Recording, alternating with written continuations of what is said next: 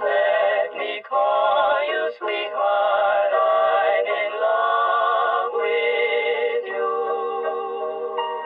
What does the nanny do? Okay, so we're done. Goodbye. You. Shut it off.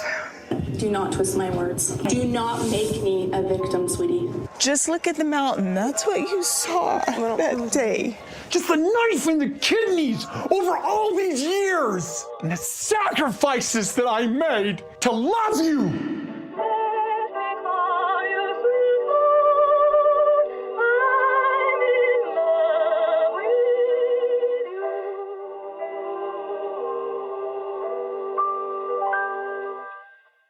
Season 5, Episode 4, Polygamist Cults.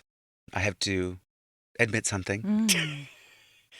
I thought this was an episode that happens later in the show where there's a debate with people about polygamy, and I was wrong for the first time in my life, and it was quite devastating. That's not that episode.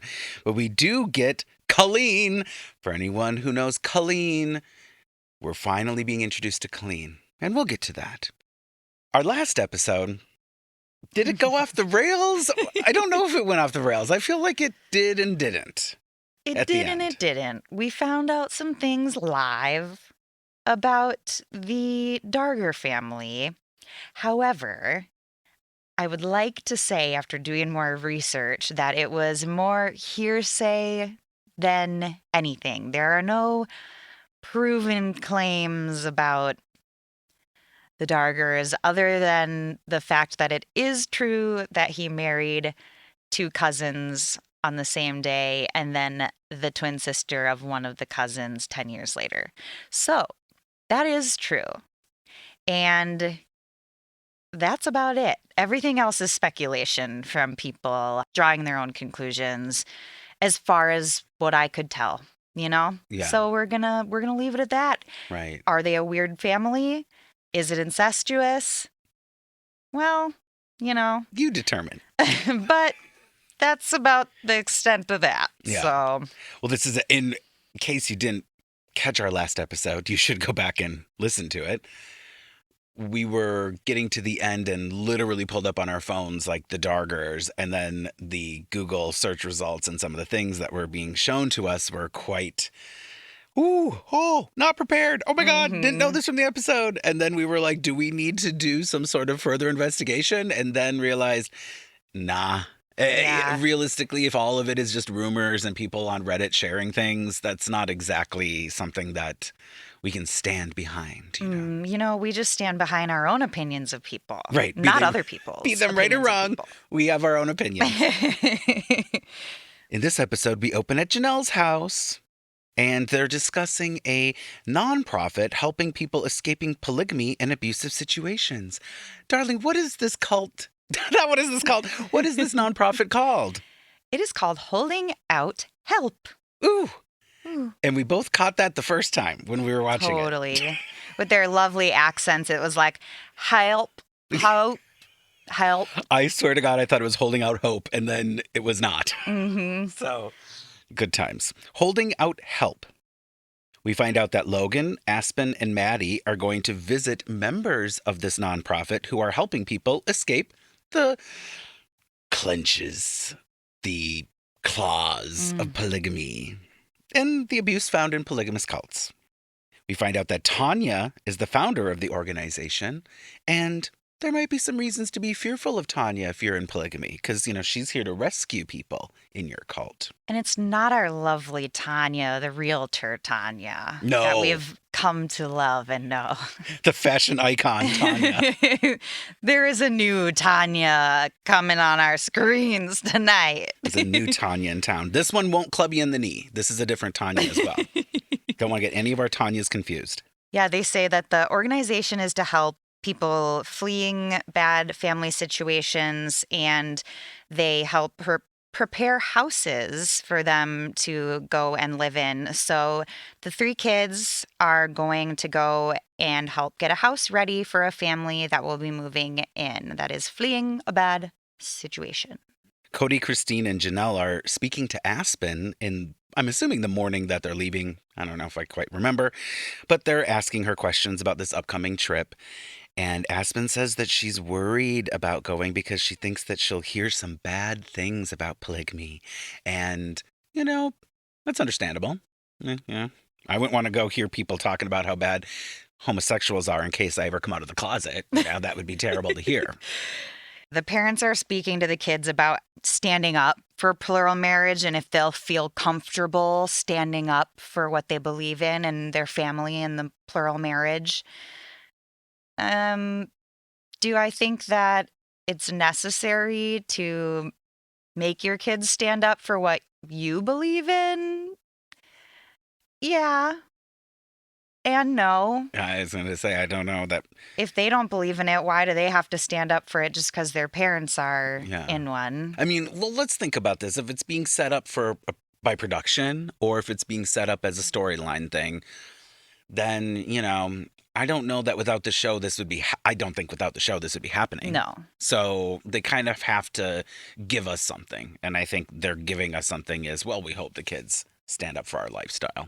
Kody wants them to see what's really going on so they can stand up against evil. So he wants them to go and get a taste of what some of these other polygamist sects are like in the Mormon church, and so that they can recognize evil. And I don't know. It's like, okay, dude. He phrases it something like, why I'm allowing them to go. And I'm like, oh, you're allowing them to go. I love Kody's patriarch, blah, blah, blah. So nice of him to allow his teenagers. Logan, who has graduated from high school and is probably an adult. I hope he's an adult because I saw a little bit of glow up in this episode. The interviews must have been a little later. And I was like, oh, Logan is becoming a young man.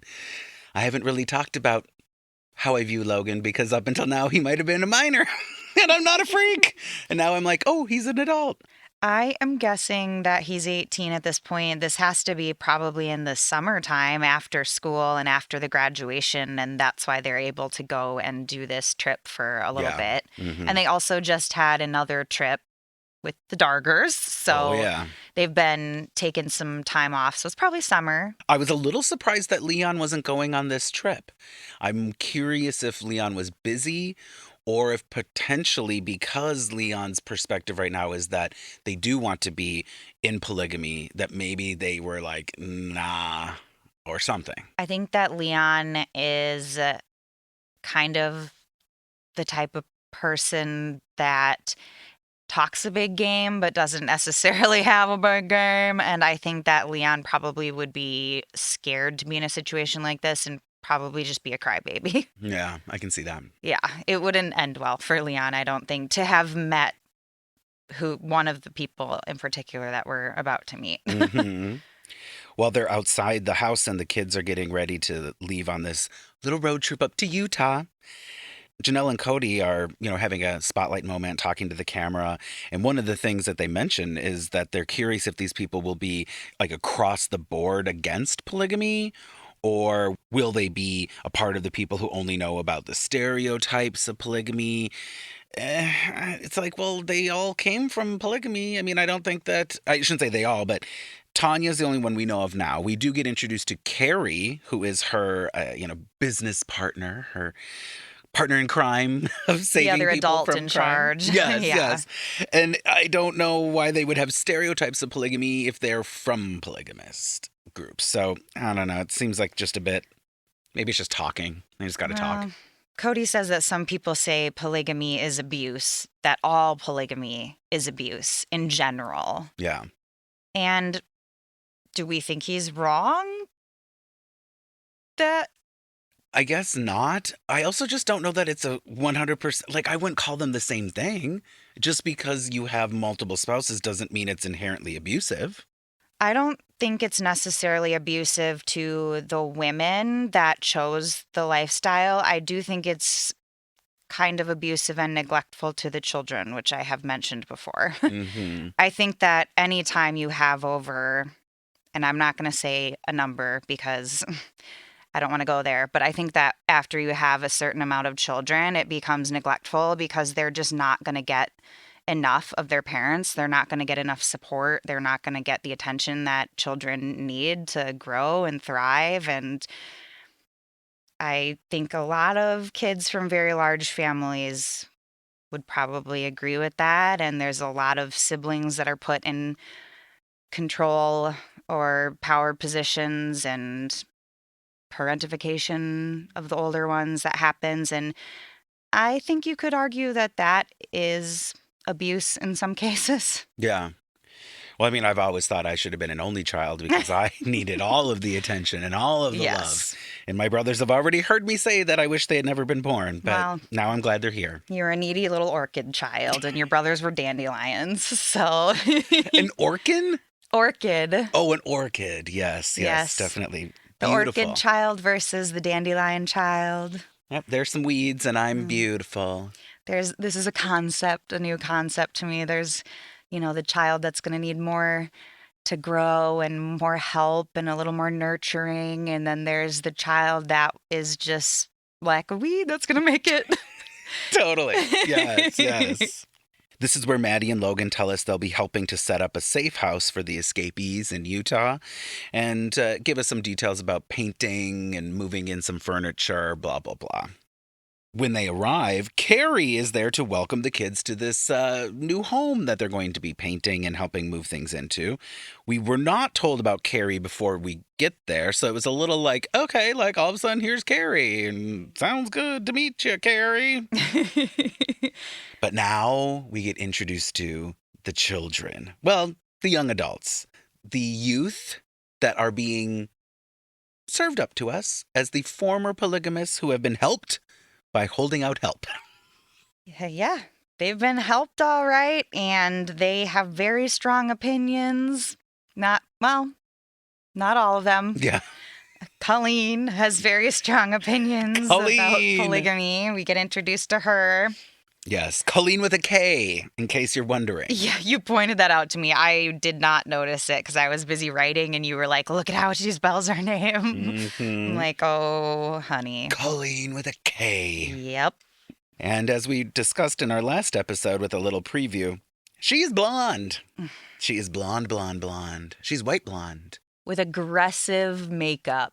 Oh, aggressive is a good way to describe Yeah. it. Absolutely. This is the period in time at the height of YouTube makeup beauty culture where, every week there was a different brand coming out with a new palette and you had to have all the palettes and all the colors and you were watching beauty tutorials. And let me tell you, this girl has gotten her hands on some eyeshadow brushes, and probably been watching a YouTube channel or two, because it's not that it looked bad. It actually was pretty decent makeup for the time period that this was shot in, but she is definitely trying her best to do every possible thing to look different than an ex-FLDS or Kingston sect member. It reminded me of MySpace. Now, this is after most of us were using MySpace, but let's remember these are polygamists, former polygamists, 2012, 2000, whenever-ish. I don't really remember, but she looked like a lot of young women on MySpace. Slightly behind the time. Yeah. Yeah. Like well, Orange County, emo, I don't even know what. I'm surprised she didn't have big black chunks in her hair, frankly. if I were to show you a picture of me from, like 3 years before this, I would look almost exactly like that with the short blonde hair, except for I don't know what the fuck she was doing with the side of her hair, where she literally had it like, it looked like a wind, like a wind gust had come and blown a seagull into her head, and the seagull had landed in her hair and skid across the side of her head, and then the seawater dried her hair in this upward weird position, and it was not moving. No movement. And in fact, the seagull also pooped, but you can't see it because her hair's white. Yeah. So it's like the same color as the seagull poop. Smeared her hair up into the side. Very something about Meri It was on the side of her head. something about a different Meri, not Meri Brown. Definitely a look. Highly stylized in a way that, for anyone who's seen the show, you know what we're talking about. If you haven't seen the show, maybe we'll have to find an image of her and share it on the social medias, because she has made her rounds since being on the show, by the way. She, I think, was in another show about, you know, polygamous escapees, blah, blah, blah, blah. So she's been on the circuit. We'll I have to wonder do a what she looks like side-by-side. today. Oh my gosh. We'll have to do a side-by-side of my photo and her. Yes.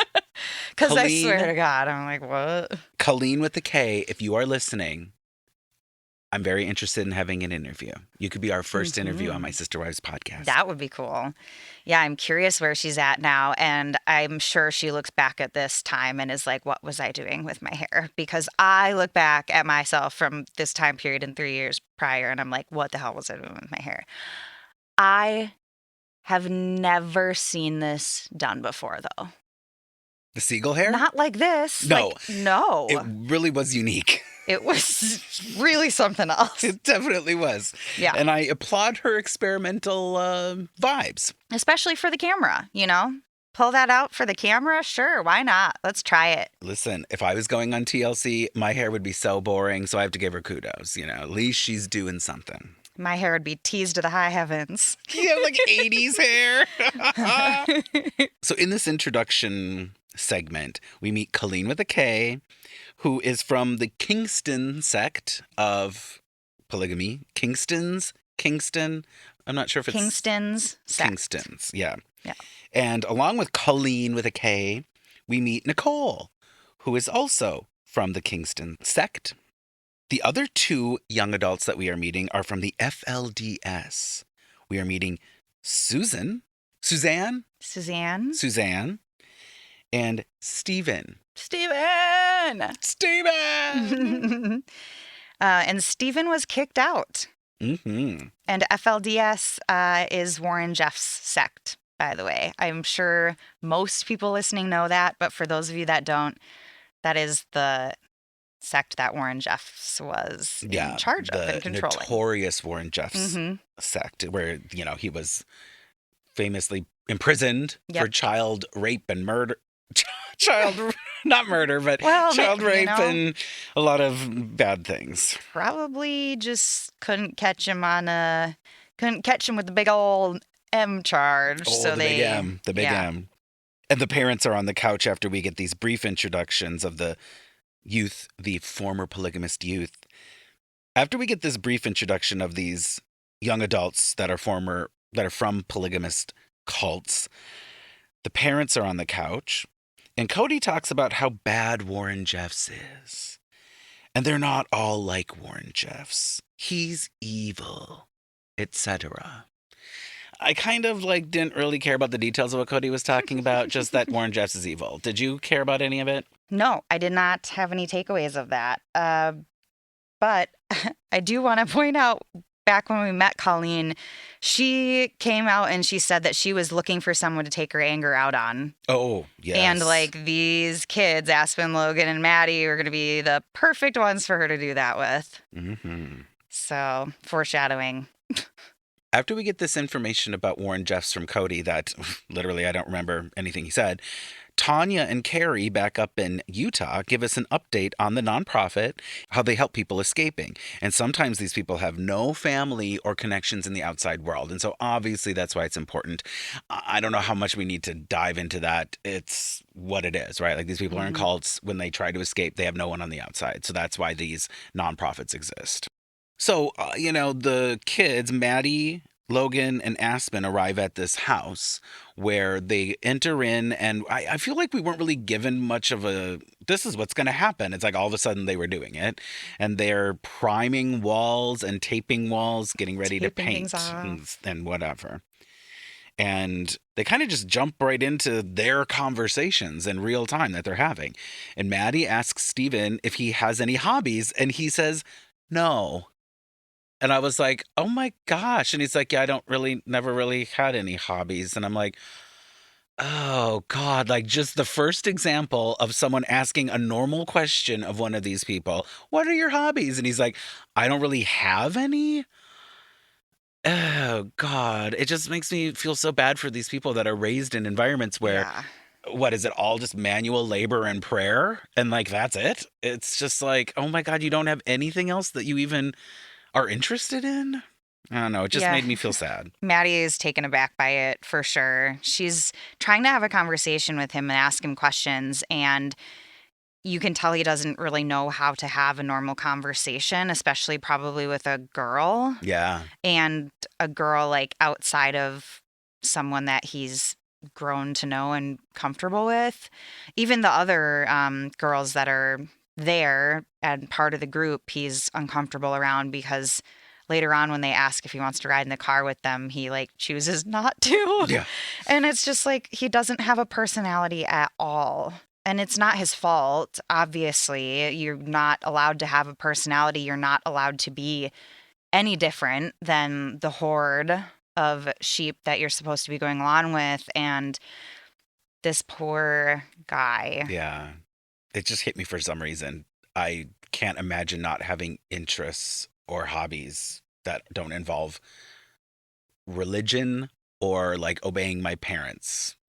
Like, I don't even know what that means. Well, the sad thing is, too, that if from a young age you're basically told that being different is wrong and you have to color inside the lines, and your brain literally doesn't make those connections as you're growing as a young child, you use them or lose them. Like your brain is growing so many connections, you know, the first 3 years of life even.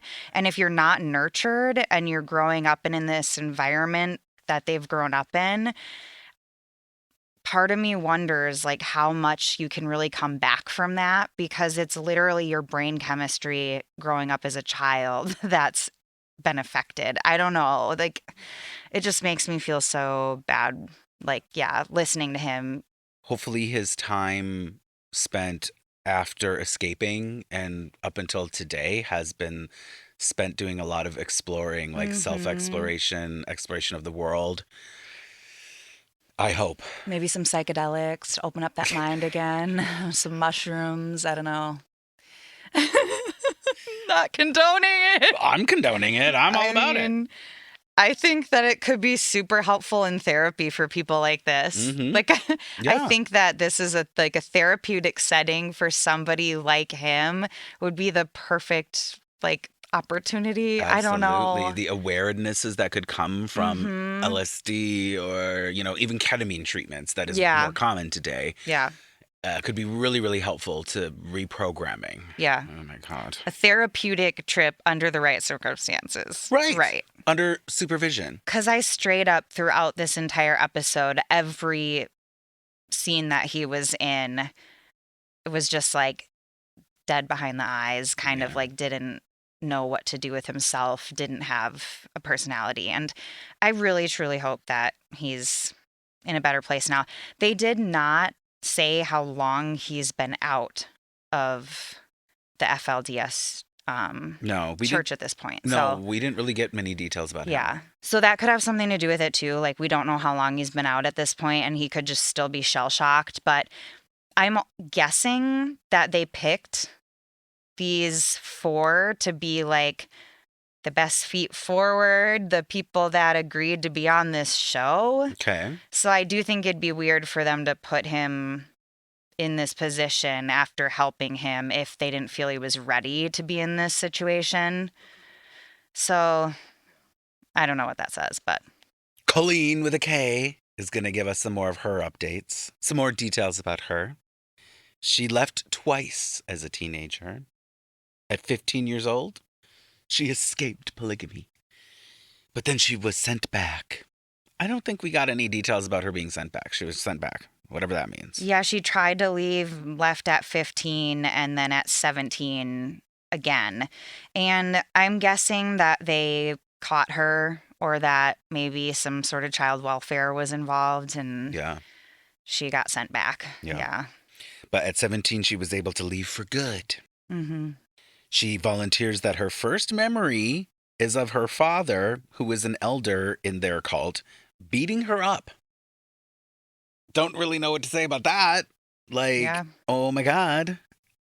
I wonder, okay, so And Kollene, in general, is harping on all polygamists. So she is anti-polygamy. Every statement that she makes about polygamy is like a broad sweep saying everything's terrible and they're all delusional and all these things. When she says that her first memory is of her father beating her up, I'm going like, do I believe this? And I think I do, but her appearance and her demeanor seems so kind of like trying to get something, making an impression, being dramatic. Aggressive. Aggressive, as you said her makeup was. She's very aggressive, too. She is. She's very totally aggressive. So that, for some reason, gives me pause. Am I crazy? No, you're not. She's got hard edges everywhere. And when you're looking at somebody like that with a chip on their shoulder, it makes it hard to believe what they're saying because there's no give in the conversation. There's no give and take. And it makes you wary of like anything they're going to say because you're like, well, you have an agenda here. Right. You have an agenda and it's that everybody's bad. You're not willing to listen. And it goes like on both sides of the spectrum, right? Like she has this hard stance just as a hardcore member in the FLDS church would have a hard stance. So it's like if you catch more bees with honey or flies with honey. So I don't know. Her approach is just kind of all wrong if she really does want to help people. Yeah. Oh, she's so angsty. Yeah. With the aggression is this surly angst. Just kind of like, right. I'm stuck at 15 and I hate everyone. Like, okay, but like, oh my gosh. Really? She is in this era, like she's stuck in this time period in her life that she probably can't move past between 15 and 17 when she was escaping, and she needs therapy to help move on and to continue growing up, or she's going to be probably stuck in this for a bit. Yeah, she keeps saying that anyone that would be a part of polygamy is dumb. Yeah. They just must be stupid. And you just can't say broad sweeping statements like that. And you're not even giving any intelligent reason as to why you believe that. You're just saying it and thinking that that's going to change minds. Like, that's not how it works. It's like having a Facebook message board argument, like in the comments section. Like, oh my God, that's not how you change minds, But yeah. Stephen tells Maddie that he has 3 moms, that he had 4 moms and then 1 left. And then he talks about how he was close with one of his moms, but the moms weren't really there. I mean, he had one that he felt close with, but that's kind of it. And she left. Yeah, it's really sad. We find out, about a few of their situations and that the moms were in constant competition for dad's attention. And so for them, it was like the kids went by the wayside. Dad was the king and the leader of the house. And so, everything was about getting his attention, not about the kids. After we have these kind of brief introductions to Kollene and Stephen, we get a shot of Maddie outside with Logan and Aspen, and they're clearly taking a break from their manual labor to have a spotlight moment with the producers. And Maddie says that she does not want to live polygamy, but she supports it. She says that she supports her parents. They're good people. And as she's starting to talk about this, the tears are welling up in her eyes. And I'm like, oh God, girl. And she says, if these kids had been raised the way they should have been, they would be happy. And she's getting all emotional. And I'm like, well, it's actually nice to see Maddie getting a little emotional, feeling something. Didn't really move me, but I don't know. Yeah, you can tell she's just overwhelmed. She goes, it's disgusting what Warren Jeffs has done. Yeah. And that she understands why they don't see the good side of polygamy and they've never had a chance to see the good side. And that Warren Jeffs is disgusting. She says that a few times, which he is. Disgusting. And she says that she had more support than a lot of other kids because of her polygamist family, which is interesting. That, in a monogamous family, she thinks she might have had less support because of all of the people in her polygamous family. in between these Maddie sound bites, Nicole talks about living in her car when she escaped the polygamous compound or wherever she came from. Now, Nicole is a fellow Kingston's person, like Yeah. Kollene. Well, she was 16 when her dad tried to marry her off. And so she ended up leaving, and her dad would not accept it. And the only way she got her dad to accept that she left is that she was 22 and she got married to an outsider of the church and got pregnant and has a kid now. That's right. So the only way that she would get her dad to leave her alone and basically say, like, okay, this is over, is she married an outsider. Yeah. She's currently 22, so I don't know when she got married. She had to have gotten married very young if her dad was trying to marry her off at 16 and then now she's 22 and has a kid. Mm-hmm. I don't know. Like, it's just really sad. She basically fled a marriage with probably some creep that was way older than her just to go off and marry to escape that life anyway. Obviously, it's better. She got to marry somebody that hopefully she wanted to and is happy with. But still, it's like, what a shitty way to have to, like, flee. It's just sad. Yeah. And then she talks about how basically all of her friends were physically, sexually, and emotionally abused. Yeah. Like, all of her close friends.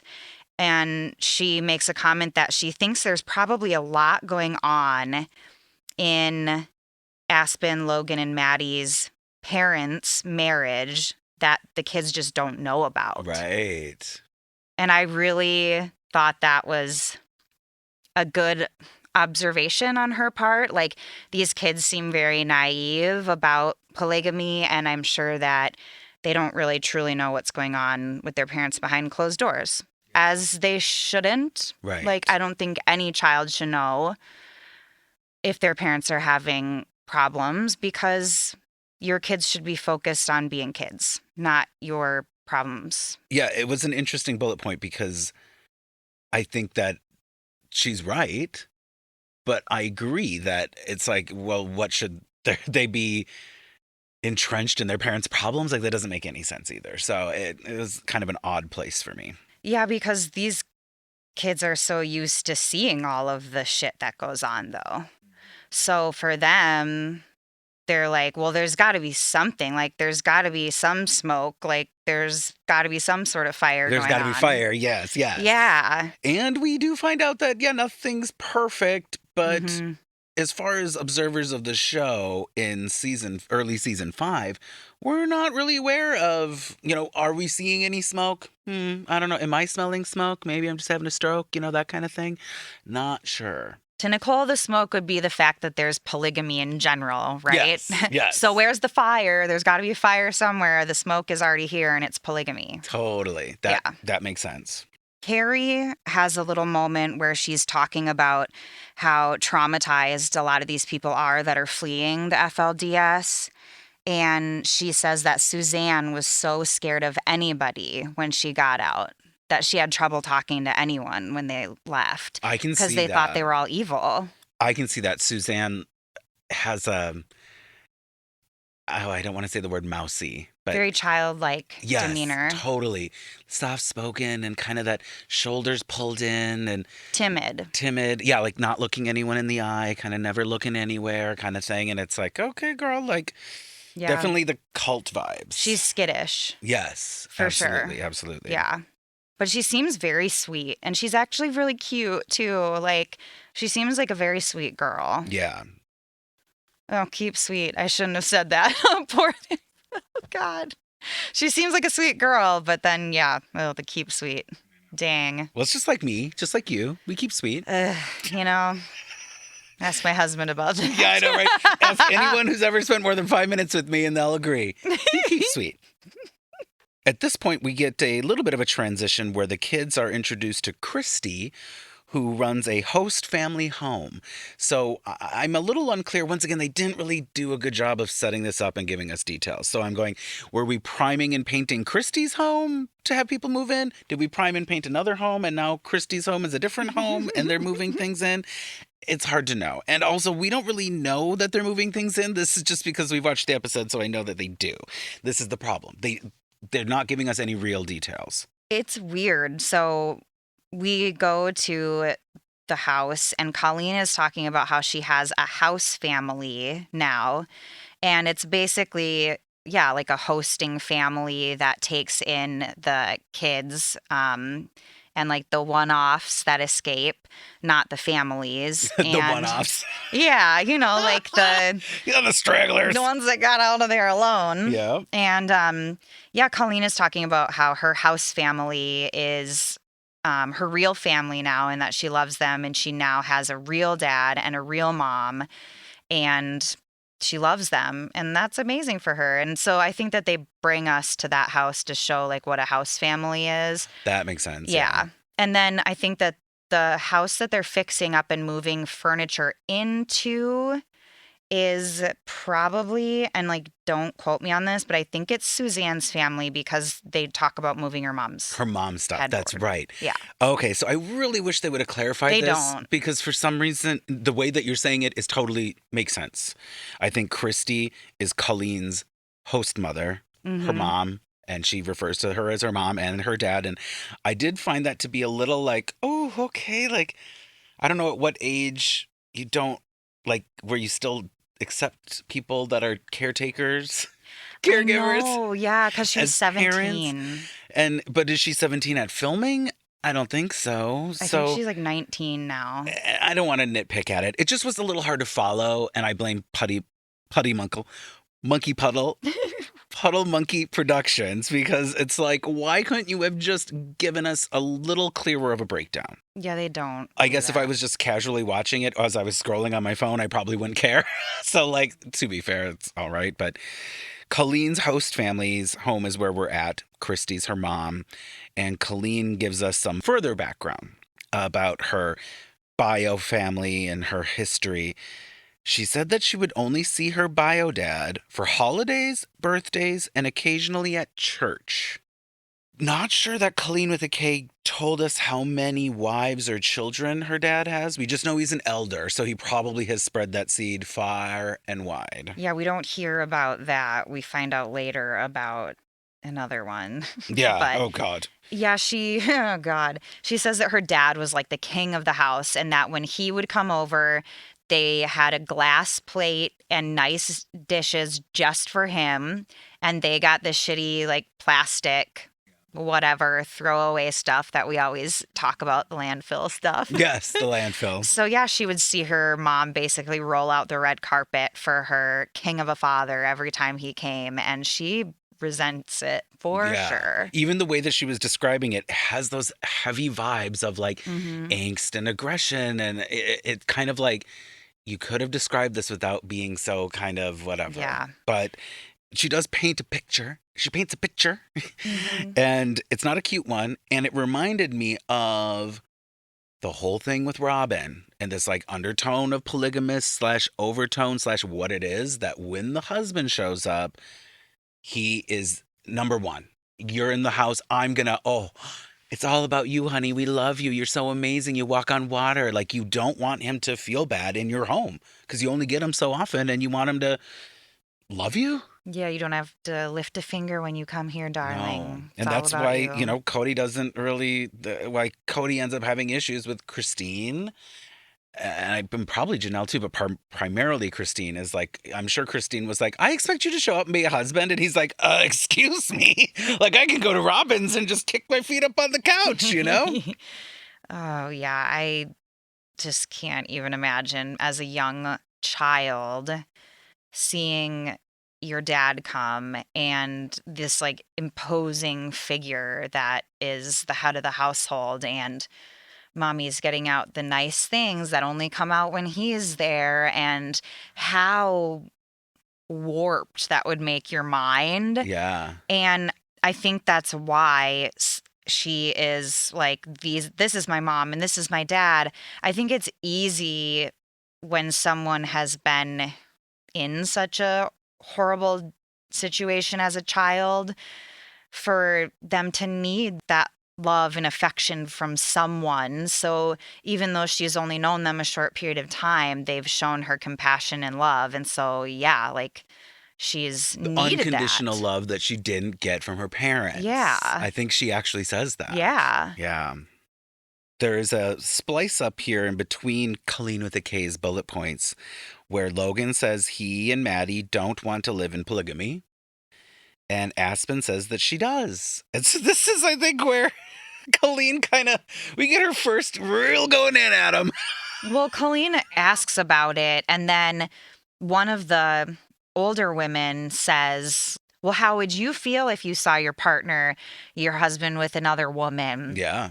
And, we get Maddie, who says, I couldn't handle it. I wouldn't like it. And then they look at Aspen, and she's like, well, I want to do it. I think I want to be a polygamist. And then they just kind of go in on her. Even I don't remember which older person it was, but they make the comment, well, how would you feel if, he had another wife, sharing your husband? Woman, yeah. So even one of the older people kind of like got on her and asked her. It was a bit blank. heavy. To be fair, when this conversation is done, they do say, you guys are handling this like pros. They do. They say that. They give them their props. So I don't want to But Aspen literally is kind of like, I don't know. And it's very Aspen coded, Aspen vibes. She's just kind of like, I don't know. I feel like I'm not sure. And it's like, oh my God, like, how do you answer these questions? But also, if you're going to have a husband with multiple wives, it's part of the equation. She's also like 16 or 17. Yeah, she's like, I haven't even thought about it. Like, okay, like, get off my back. She's literally a little like, I don't know. Like, I literally wrote down IDK. Like, she's like, I don't know. She's getting asked like this serious question and she's thinking about it for the first time. Right. She's like so confused. Totally. And Kollene with a K. Oh my gosh. She's like, poor Aspen. Mm-hmm. She's brainwashed. Brainwashed.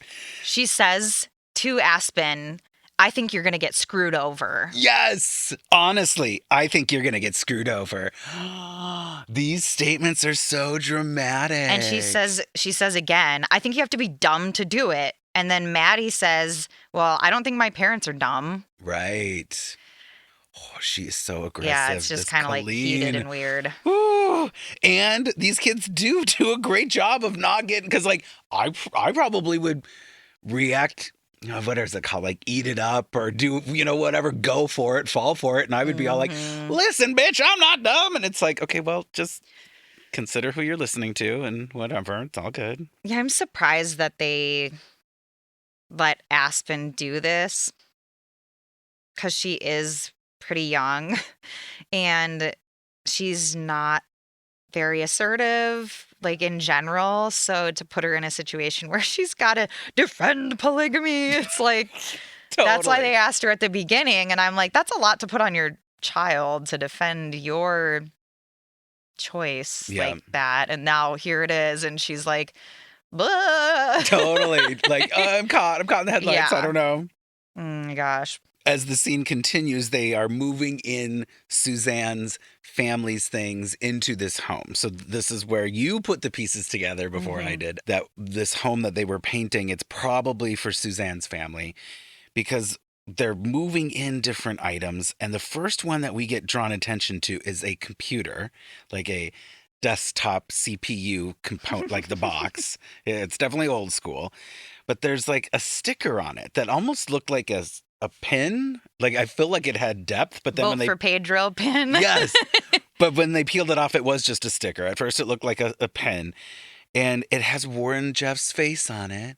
And Suzanne talks about how Warren Jeff stickers are put on everything. They're put on many things because we're to pray every time we see the stickers. And they would continue doing it when he went to prison because, their savior's behind bars. So they're supposed to pray for him and pray for themselves. Well, because nobody believed it. And everyone thought that the government was against them and just tearing the family apart and against their church. And it was so creepy. I can't remember what the saying was around Warren Jeff's on this sticker, but it was totally one of those stupid, like one of those weird culty phrases. Mm-hmm. And I just was imagining being in an environment where we've seen footage of the FLDS compounds.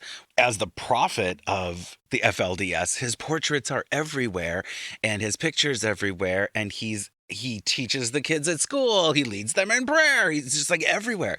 So to have to constantly be praying to this prophet, this human, ugh, just gross. And then we move on from the CPU, from this old computer, to Suzanne's mom's headboard. Well, first they go and there's a bunch of school desks and they're having to peel the stickers with like paint. What are those things? Scrapers. Yeah. And they're having to peel Warren Jeff's face and these stickers off of multiple desks. And it's like, ew. Gross. And Maddie says she thinks it was cathartic for them to be peeling these stickers off. Like, it probably felt pretty good. It was a nice thing for them to be doing. They liked it. Fair enough. And Suzanne said that she was devastated when she found out who Warren really was. Right. Like, when she came to terms with what he had done and learned that it was real, she was devastated. She was raised that he was the prophet and believed he is next to God, really. Yeah. And She said it makes you question everything. Like, everything you ever thought was real. Like, you're questioning your reality. And this is when we see Suzanne's mom's headboard being brought in. It's like white and arched. It's an wood. arched wooden headboard. Painted white, and on it says "Keep Sweet" on the top, and on the bottom it says "Dreams." And they discuss this idea, the notion of keep sweet. And I go a little like, oh God, because, we have keep sweet moments on this show. And I try to I don't know, I thought it was silly and it tie into the whole cult thing and the vibes. But really, keeping sweet is... It's dark. Really, really dark. Especially to have on your headboard. Oh my God. An adult woman's headboard. Very dark. It's basically a way for them to make everybody shut up. If you're not keeping sweet, there's something wrong with you. And if there's a fight between the kids, Suzanne says that they would just tell the kids, keep sweet, which meant keep it to yourself, keep it inside, shut up and act nice, keep sweet. Mm-hmm. And then the same thing with the moms, which is why it's on her mom's headboard. It was a way to manipulate the wives. If you're not keeping sweet, why would your husband want to spend time with you and be with you? Keep sweet. It's a manipulation tactic, and it was something that they would say specifically to the girls and children. Friendly reminder to leave us 5 stars and a friendly compliment. A review that we would love to read for a keep sweet moment. Make sure to keep sweet out there. I think of Sweet Honesty, the perfume from Avon. It was a perfume that they had in the 90s. Oh. Probably smelled like baby powder. Yeah. I can picture the bottle. Oh my God. Then this is where the children decide, just out of nowhere, out of the goodness of their hearts, that they should invite Suzanne, Steve, Nicole, and Kollene to come and meet their family, along with the 2 other adults, of course. But yes, they want them to come and meet their family, and they think it's a good opportunity for them to see that polygamy can actually be a good thing still. After 2 days of helping, that was the only note that I took, was that they helped these people out for 2 days of painting and moving furniture and answering their questions and being berated over their polygamist parents' choices. 2 whole days. Yes. Maddie says that she was concerned Kollene would show up with a bad attitude. Yeah, and be antagonistic. Which I don't know why she would think that. I don't know why at all. But Maddie asked her to keep an open mind. Mm-hmm. Tanya and Carrie, the 2 adults whose names I keep forgetting, they're worried that the Browns won't validate them and won't recognize the abuse that's actually going on. Yeah, that they won't even validate it at all. Mm-hmm. Nope. Yeah, so they have their own concerns about it, and they are obviously going along. This is their charity that, they run, but they kind of have taken a back seat this whole time, piping up here and there. So we get to hear a little bit more from them during this, which is good. Yeah. So the group arrives, they show them inside of the Browns' home, and Kollene and Suzanne say that the noise reminds them of home, in quotations, like their original homes with like all of the chaos and the noise. And I feel like that would be triggering if you'd been out of that for quite a while, especially in Collene's situation. She is the only person that left her family. As far as we know, she left alone. And to be going into a home that is chaotic and noisy and kind of brings you back to that place and time in your life, I would feel super overwhelmed. Like, Yeah. She was talking about it with Suzanne. So, Yeah. you know, they both were identifying in some manner. yeah. But definitely Kollene with a K was leading that charge. Janelle says that Kollene is hell-bent on being everything that's not plague. Not plague. Well, Janelle clocked her. Wasn't that hard to 1,000%. clock, right? Yeah. And this is where Stephen is asked about his situation, and we get a little more detail. Of course, not very much, but was the question posed to him why he left, or was it why he was kicked out? Why he was kicked out. Yeah, so he must have volunteered that he was kicked out or something. Yep, he said that he was kicked out, and I think Kody, one of the parents, asks why. Yeah. Why would you be kicked out? And he says that he went out one night and that it wasn't the most common thing for him to go out, but that he stayed out until 2 a.m. Mhm. And so his father said, "You're out of here," and kicked him out of the house.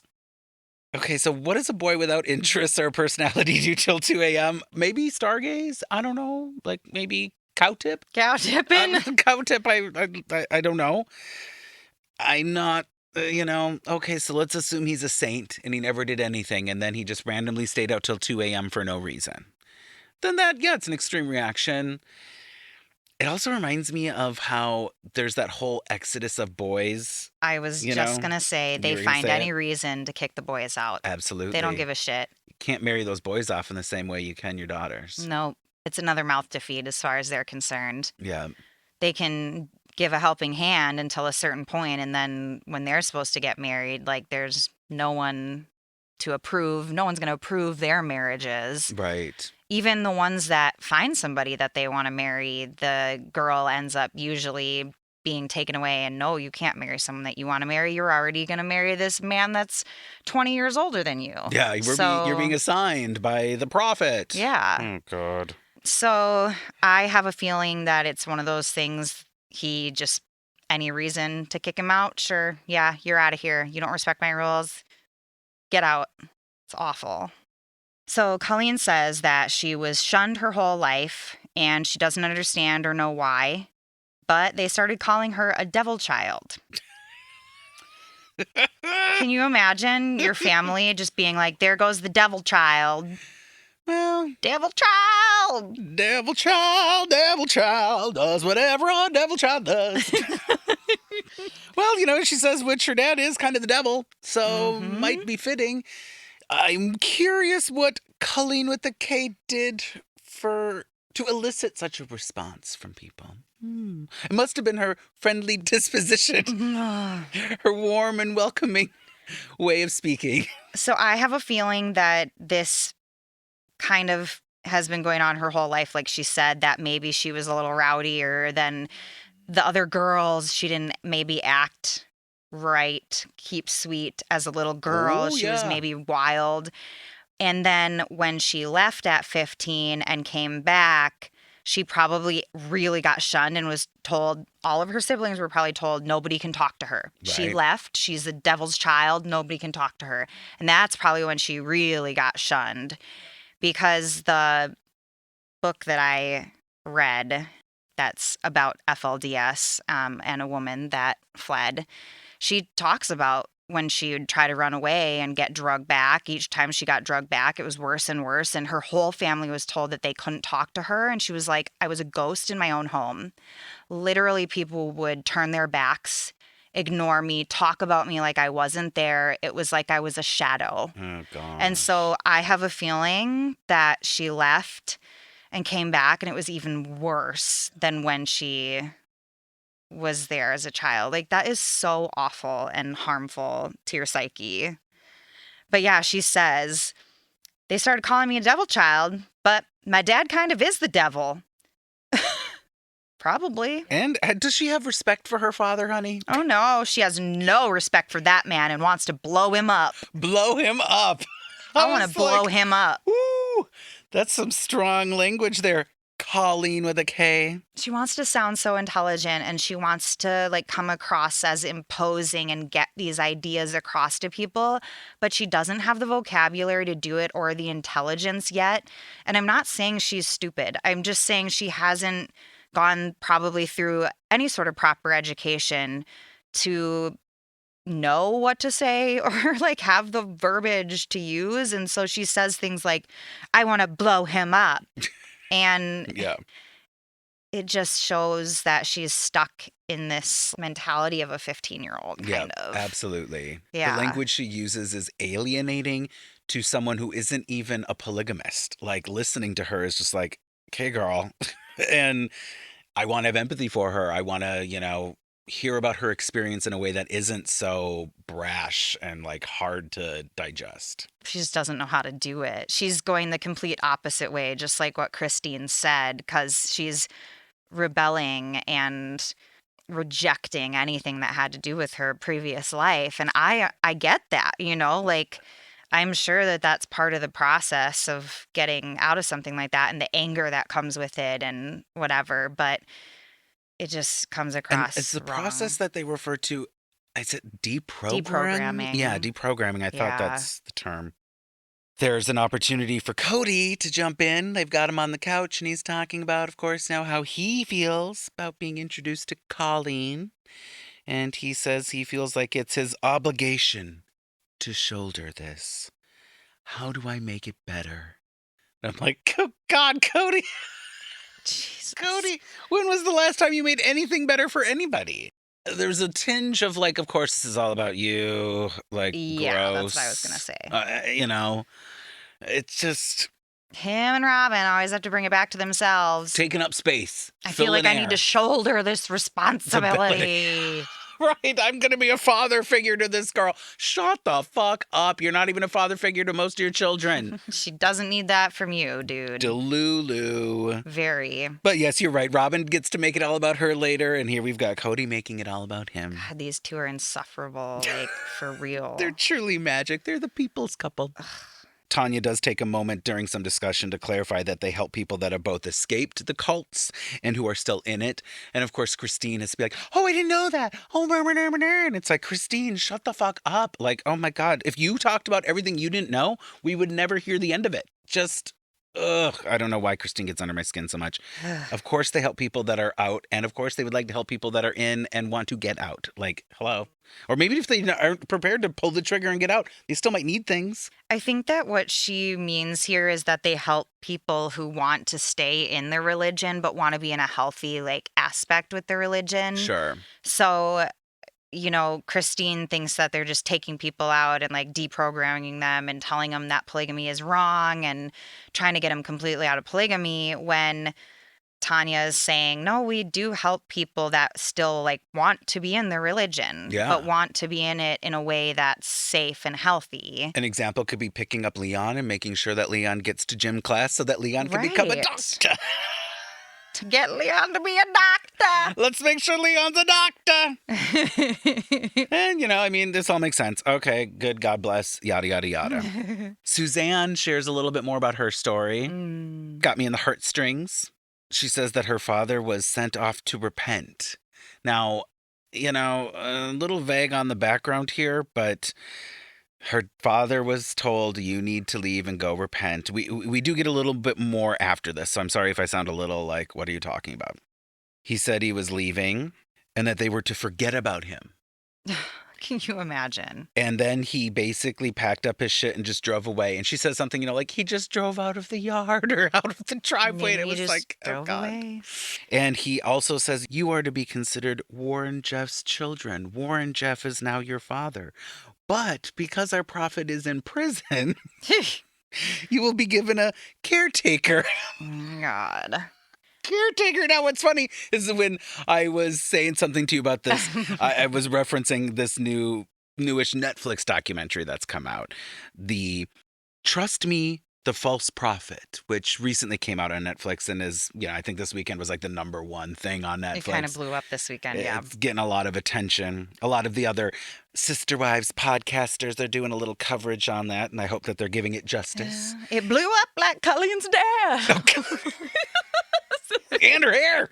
Yeah. Oh, my God. So I was just making a joke about how they talk about caregivers in this Netflix documentary. They're constantly talking about caregiver. And you were like, caretaker. And I'm like, oh, God, it is caretaker. It's not even caregiver. Yeah, they're like undertakers. Oh, God. It's like, why are we saying caretaker? Oh, God. It reminds me of so many things that are just not right. Yeah, it's awful. So Suzanne was told by her father that her family would be given a caretaker because the prophet, who's now their father, is in prison.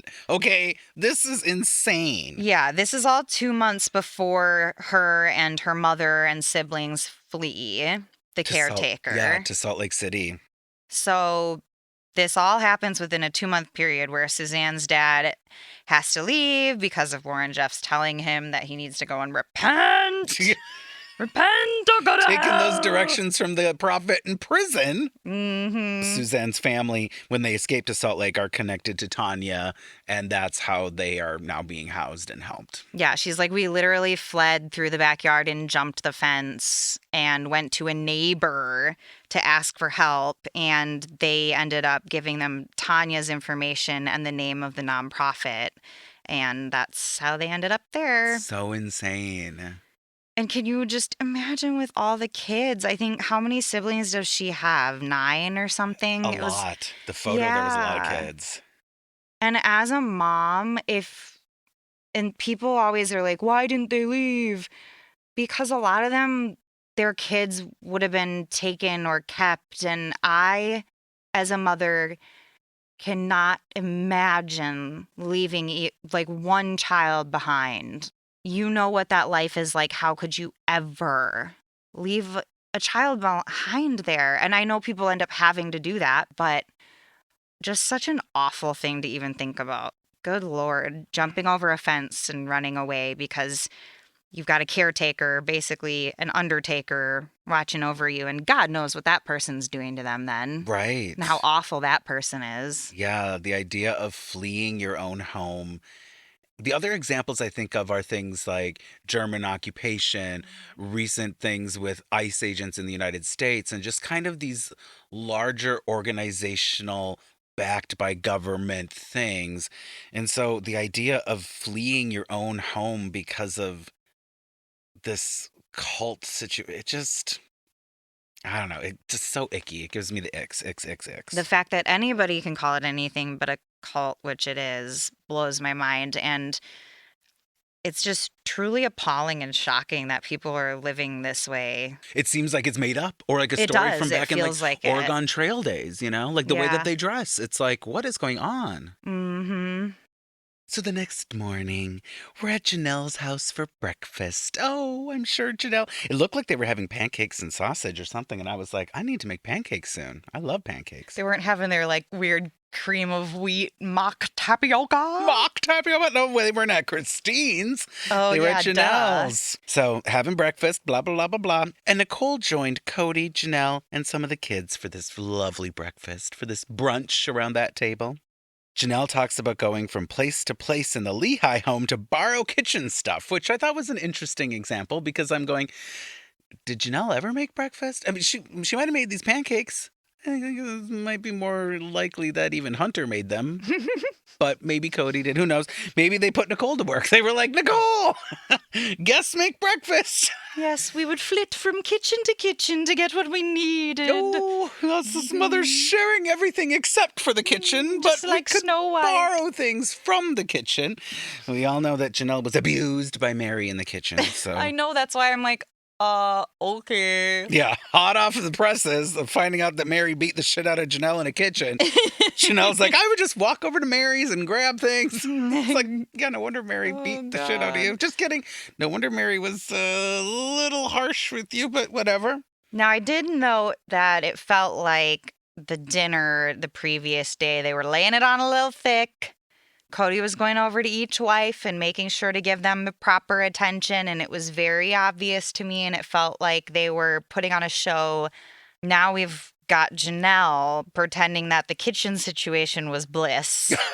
They were just swapping spatulas. Yeah, just swapping their spatulas, swapping cups of sugar, acting like Snow White. Meanwhile, the episode before, Meri was literally in tears and Janelle was furious, staring off into space about the kitchen. So, right. Okay, sounds good, Janelle.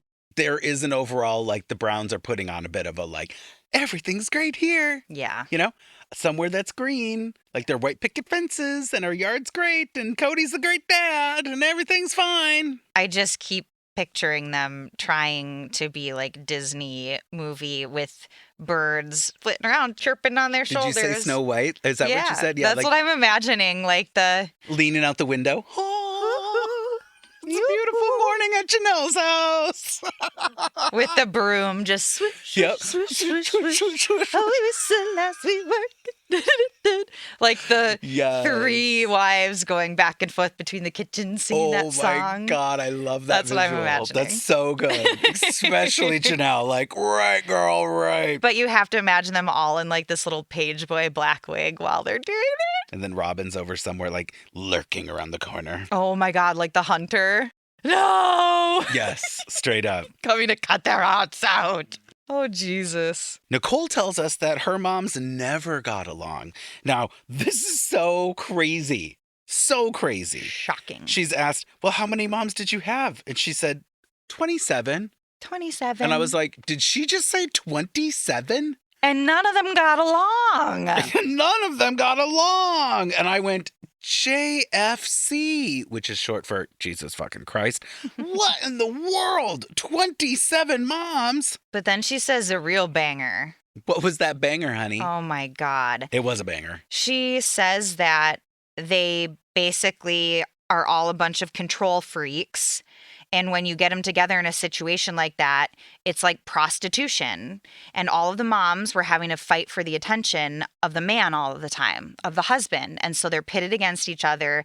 And it's like prostitution. They're being prostituted out to get the attention of their husband. Right. And I have to agree because all of the girls are worth so much in the FLDS and they're selling them off to the highest bidder. How can we get closest to Warren Jeffs? Which one of our daughters is going to catch his eye and get us in favor with him? And you better keep sweet or we're going to kick you out because we can't fall out of favor with the prophet. Who's in prison. Yeah. And to add on to what Nicole said at the beginning of her quote, I think it's just control freaks trying to get power. Yes. So, like, the power element is what you're talking about. And then this whole prostitution call-in totally makes sense. It's just, like, so bizarre to hear someone talking about that with their mothers, but there's 27 of them. So I'm wondering in my mind going, how many children was Nicole surrounded by on a constant basis? I'm wondering what their setup was, right? Like, to have 27 mothers, I mean, if they were in individual homes, you would never even see all of their homes. I mean, it's so weird to think what this family structure would have been. There really probably would not be one, and it would just be whoever the man felt like giving attention to at the time. And yeah. They're fighting for his attention. Yeah. And she says that she felt like she didn't ever have a mother because it was not about the kids. It was about him. It was about the father and getting his attention. And she had 27 moms, but never had any never attention. had a mom. That would be so Really. crazy. 27 moms and to never feel like you had anyone's attention. It's really sad and awful. Because when you think about it, 27 moms and then the way that these people reproduce, I mean, we're talking about like a town, like a literal community, a village, not just an expression, but like a literal municipality. Fucking insane. And how do you deprogram all of those people and be like, your way of life is wrong when they're raised in that? And that's when you get these deadpan staring, men that are boys that are kicked out because they're there aren't women for them. Right. And they get kicked out to the streets and they're literally lost. The Lost Boys. And the really sad thing about that is, too, that nobody wants them around because they treat women like absolute fucking garbage. Right. And even their moms that flee, when they take their sons with them, the sons become abusers. And it's because that's what they saw and that's what they were taught. And I think that the men and the little boys and the teenage boys are often forgotten about in all of this because you're thinking about like the molestation and rape of these girls when, you know, there is this other horrible dark side of it that now you're bringing all of these like boys out onto the street that were taught that women are not equal to them and they're quite frankly dangerous, but they're also needing guidance and needing to be deprogrammed and like it's this whole other dark side of it. Right. It's really fucking weird. Yeah, that's such a odd two-side of a coin thing to be like, these people need help and they do need the deprogramming, but also that they are going to default to being terrible to women because of their upbringing. It's like, oh my God, like, how do you help these people? Well, and then the moms are taught that, you know, they're less than men. So then they escape and they've got their boys with them. And I read a story where the mom had 2 teenage boys and they were abusing her. And the person that got her out of the FLDS was like, you have to report them to the police. They are not going to learn unless they sit in jail, and they have to learn that they can't treat women like this out here. God. And it was really hard for the mom to do that. I can't imagine. Oh, It's just so backwards, like So all messy. the way around. so yeah. messy.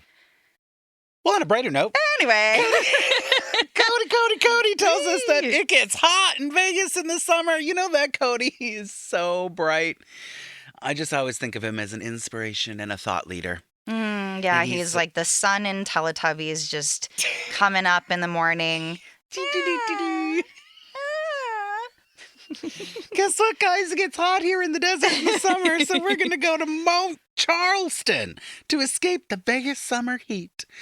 Now, what's funny is I guess we're all supposed to surmise from this that Mount Charleston is up in the sky and shaded. There must be trees, and it's 20 miles up the mountain or something, Yeah, I think he guess so. says. Yeah. Oh, he did actually tell us I that? think he did. Oh, thank God. Yeah. Okay, never mind. And that then. it's cooler there up in the mountains. But first, they have to tour all the homes Oh, yes, we got to bring these of all the mamas. These 4 visiting young adults and let them see that we live in 4 different houses. Once again, paralleled with the laying it in on thick, we're We not live all in a differently. compound. We're in 4 different houses, which it's like you're also saying that you don't like, but you're going to use to demonstrate that you're not so crazy. All right, Kody. It's a little weird because they talk about how the moms are so separate in the FLDS. And then they're like, well, we're not like that. We all love each other and we're one big happy family. Ooh, but we live so differently. Let us show you our 4 homes. I don't know. Yeah, The math is not logic isn't mathing. logicking. Agreed. They start at Christine's house, which is funny because we go on this tour. We don't even get to go to all 4 of the houses. So they're teeing up that they're going to do this, but then I think we only see 2 of their houses. Classic for this fucking show. So Christine's house, they start, and the first place we get to see is whose bedroom, darling? Who do we get to see their bedroom? McKelty.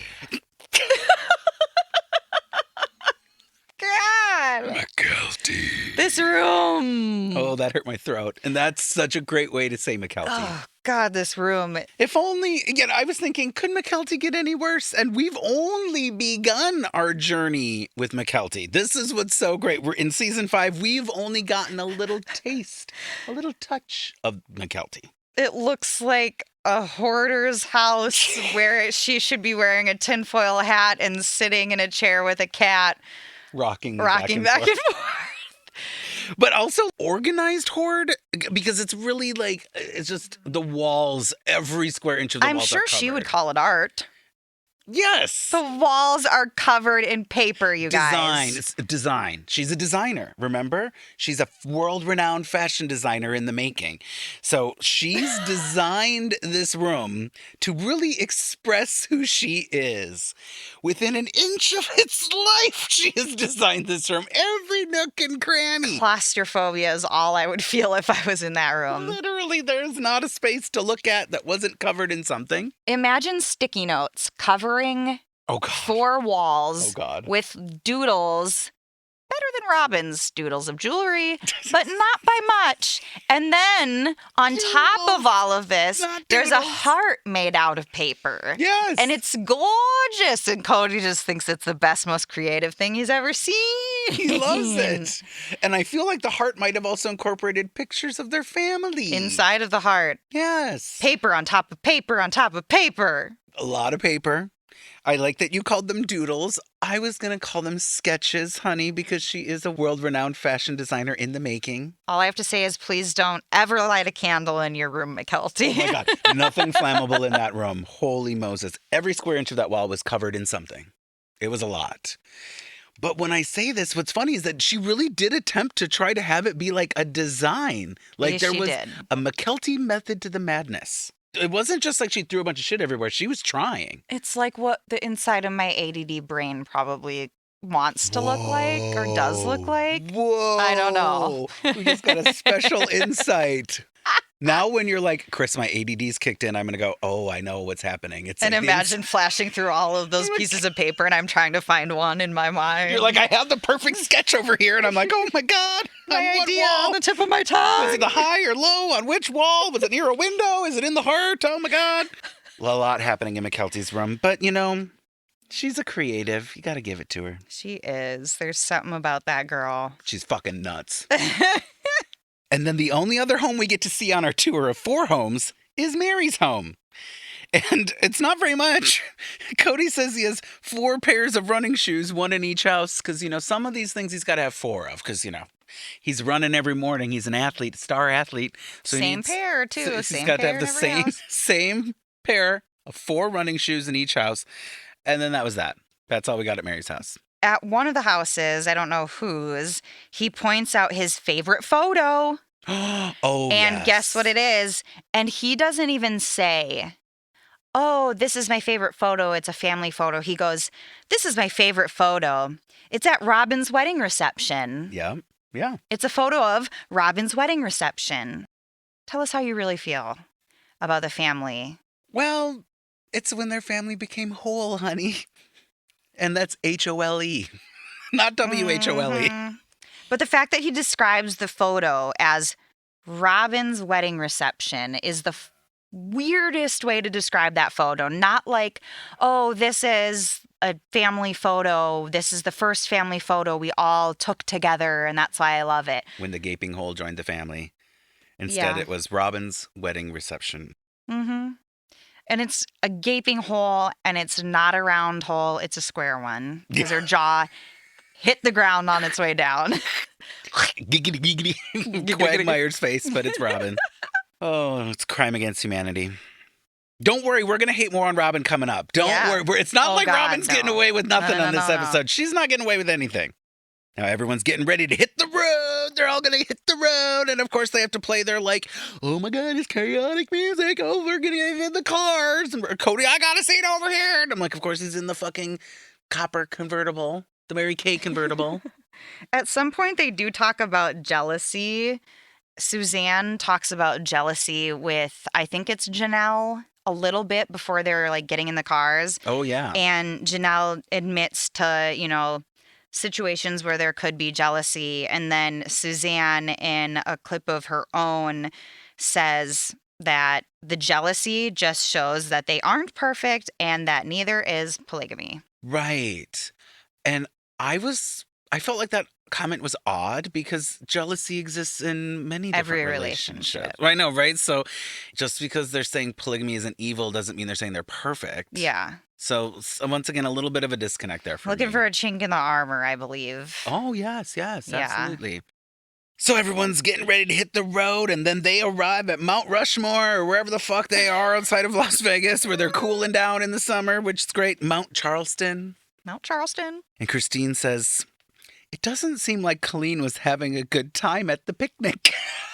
They show footage and Kollene is literally like giving daggers. Like she's just looking like, someone say something to me. I dare you. Is someone going to talk to me? In my hair? Which In my one of you eyeliner? shit in my Cheerios this morning? How come I wasn't invited to the pancake breakfast? I'd eat breakfast at Mary's house. Oh, that wouldn't be a bad breakfast.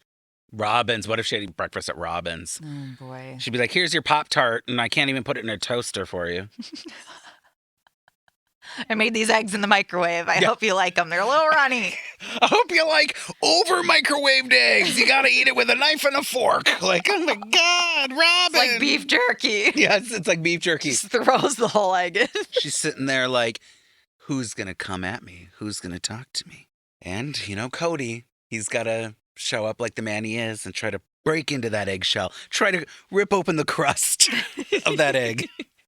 He's got to shoulder this responsibility of all these baby chicks. This is it. He feels it. He feels it is his destiny. His destiny. And so he starts to try to crack that shell, that hard shell around Kollene.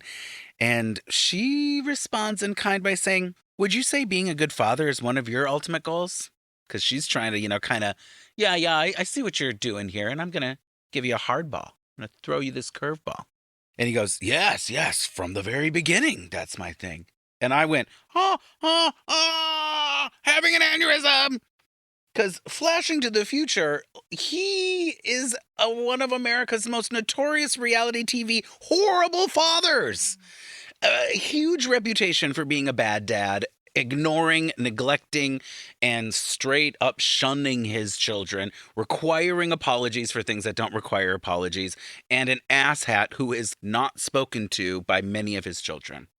So for him to say that from the very beginning it was one of his ultimate goals to be a good father. This is rich. Is insane. He also says that he would never kick anyone out of his family. And if anyone would get kicked out of the family, it would probably be him. Right. Okay. This is so season 5 Kody. This is so not season 15 or season 20 Kody. Because he's saying here, like, he's talking about the shunning and whatever. And he's like, I could never do that to anyone in my family. Right. Any of my children. And then Kollene is telling Kody she just doesn't think that it's fair. Like, it's not fair to the kids to have this many wives. And to, like, have this many kids. Yeah. And I just find that interesting because she makes that comment that she doesn't think it's fair. And then that's when she goes, like, do you want to be a good father? Right. And it's just like, she knits that together. She hits the nail on the head with it. Right. Without even realizing. Right. Like. It feels like it's low impact, but it's not. Yeah. The beginning of that question where she says that she's like, I don't think that this is fair. Like. To AKA the wives and the kids, whatever. Yeah. What she's basically getting back to here is the fact that there's not enough dad to go around. And she doesn't, browbeat him after his response or anything. No. She's not trying to like really tear him down. She's being a little smart alecky about her approach, but fitting, especially given his derpy Disney optimistic response, which is not the truth. It's just his TV persona for now. Right. Fucking asshole. We realize that Aspen and Maddie have been missing for a while. Where did Maddie go? Where did Aspen go? Yeah, they've been missing for a little bit and getting a little worried here. And I noticed that they've gone off with Suzanne. Oh, God. Where did they go? Where have my daughters gone? I'm wondering what they're doing. Oh, look. Here they return over the crest at Mount Rushmore. And they're coming down the hill. Looking like George Washington's wives. They've gone back in time and they've returned to current day in their FLDS garb, their prairie dresses with the bouffant hair. They've got the bouffant hair. Maddie, I was wondering if she wiped away that makeup that she slept in for 5 days, as you referenced. Oh no, yeah. And I don't know. It seemed like she still had some makeup on, tell. But yeah, they're wearing the prairie dresses and they're wearing the hair, and they look straight out of Little House on the Prairie. Yeah, they come around the corner out of the woods Out of the deep, dark woods. Yes. And the family says that it's shocking and makes them sad. Yeah. It makes them sad to see the girls like that. And Suzanne says this is as shocking for them as it is for her mom to see her in her like new everyday clothes now. Like her contemporary outfit, which is very tame and nondescript everyday clothing. And that does make sense, you know, to have like grown up in that. And then like if your mom was to see you in street clothes today, she'd probably be like, oh my God, my child is, you know, going to hell or something. Janelle gets emotional, you know. Everyone's starting to feel the feels seeing the kids like this. Seeing I would freak out. Maddie and Aspen like this. I mean, it was, I don't want to say it was jarring. I think it was a little insensitive. If Suzanne hadn't have been with them when they did this, I would have been like, this is insensitive and awful. Insensitive to who? To the FLDS members? To the survivors that are escaping. That are there with them. Okay. Like this is like a joke or something. Right. Like, oh, it's a costume that we're putting on. Yeah. It was a little out of touch with reality for me. Like we're talking about people that have survived domestic violence, sexual abuse, and beatings.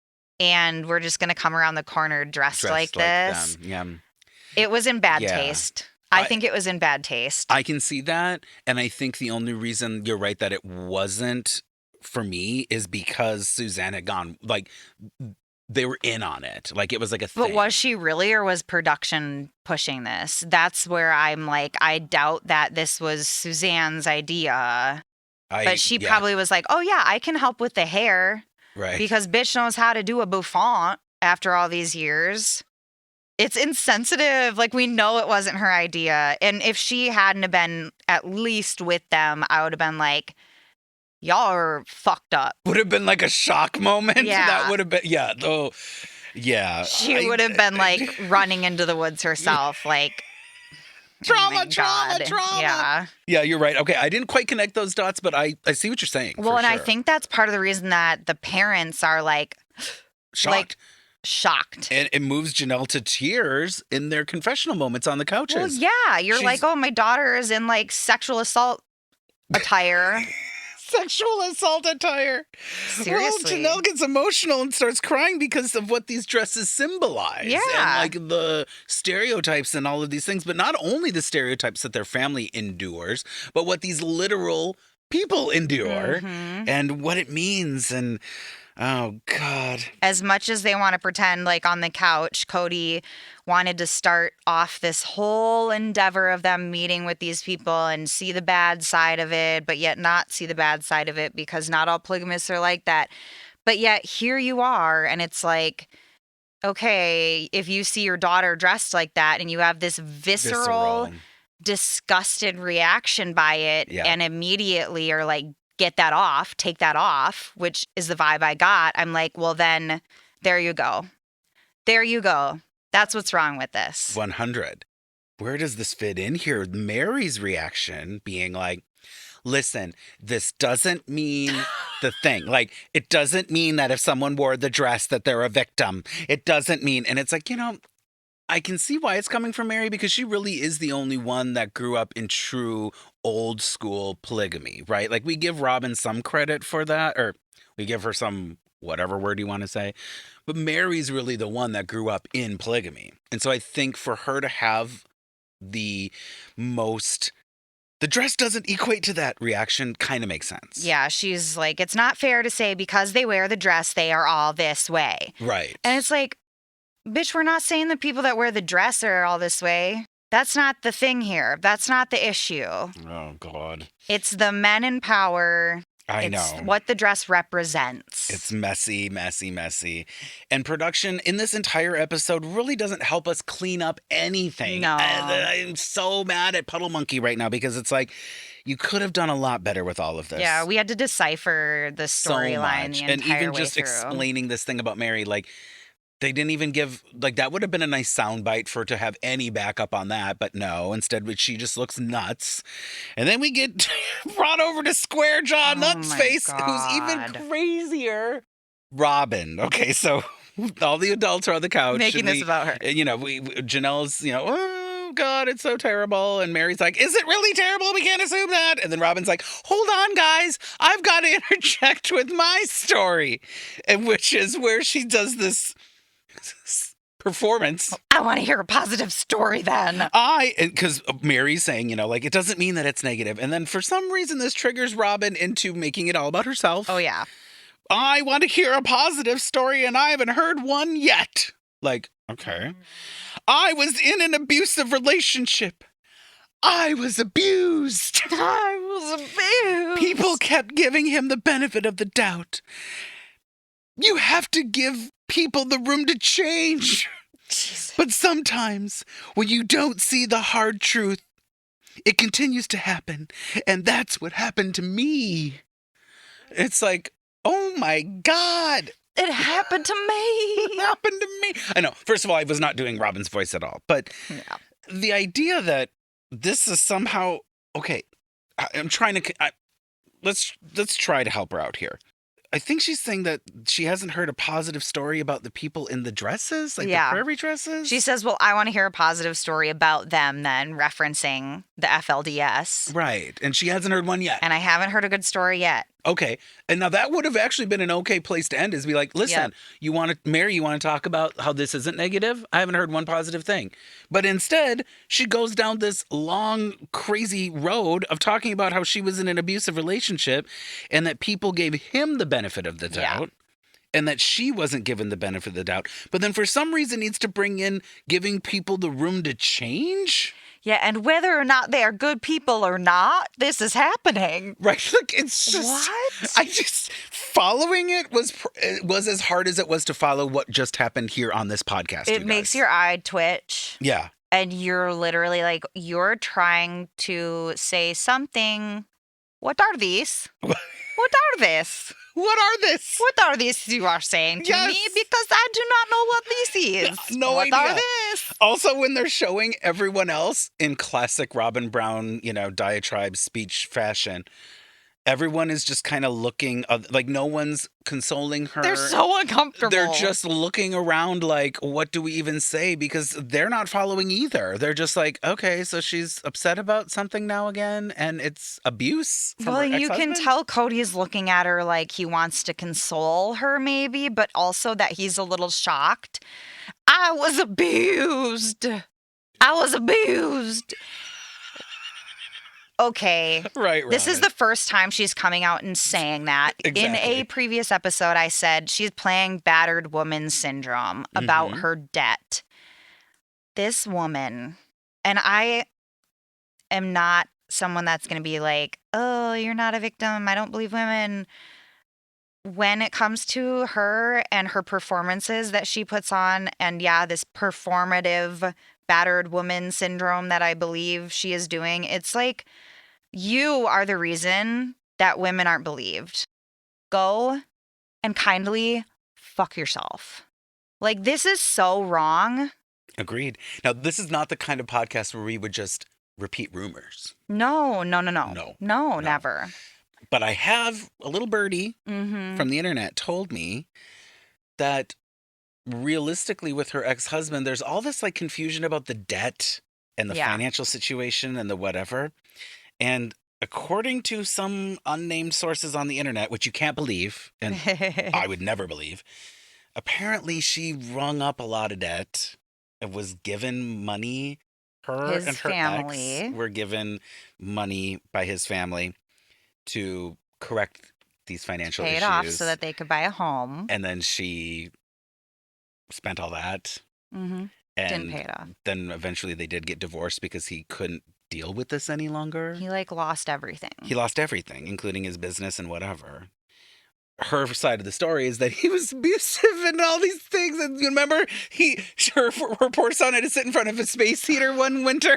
God. I mean, it's so weird to talk about these things because, like, I don't know that. I can't put my hand on a Bible. His children are like old enough that. that they would be able to speak on it, I think, at some point and defend their dad.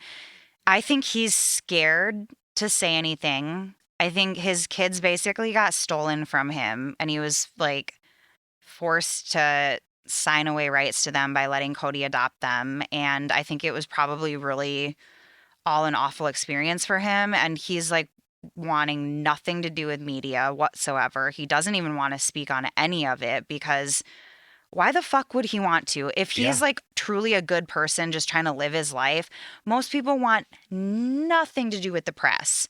A normal lay person that just wants to live their life and like have their children in their life would not want anything to do with any of that. And so he stays away from it for his own safety and sanity. And so all these conclusions are drawn about him and perpetuated by her, the negative ones by her lies, her made up crap. If he's remarried and has not new kids, if he's remarried and has other children, replace his family, whatever life he's trying to live now, he has the right to do that. Yeah. And he shouldn't be thrown under the bus by his ex-wife in ways that he isn't. I wonder if he was asked to even be on the show or provide a quote. Regardless of that, he's not obligated to. And if he doesn't want to, that's that. Like, yeah, here's another part of it. He was told when he signed the adoption papers that there would be terms to the adoption and that he would still be able to see his children.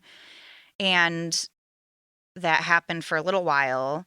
And after adoption papers are signed and somebody signs their rights away to like children, unless it literally says in the adoption agreement something about visitation, which I don't think they can even enforce at that point.